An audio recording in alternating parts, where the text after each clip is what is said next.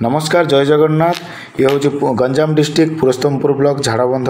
आमर जड़े बेनिफिशियरी अच्छा जहाँ ना हूँ जयंती विषय ये आमर प्रोजेक्ट अच्छी 25 लाख प्रोजेक्ट अच्छी जोटा कि आम दुईटा टैंक रे कन्वर्ट करूँ 2,12,000 लिटर वाटर कैपेसिटी आम दुईटा टैंक करूँ जोटा कि 4,25,000 लिटर आम वाटर कैपेसिटी अच्छी आम आज आसीचु ग्रेडिंग करने आपड़ देखिपे आम बर्तमान आम SOD farmers associate private limited team आसी पहुँची आम ग्रेडिंग प्रोसीजर चली आउ देखुवे केते जन चाषी मैंने इच्छुक चाषी से भी आज आसी देखा जे आमर एक्चुअली ग्रेडिंग केमिति होउची ए देखंतु बर्तमान प्रोसीजर चली माछ मैंने पूरा सेंटर लाइन को आसी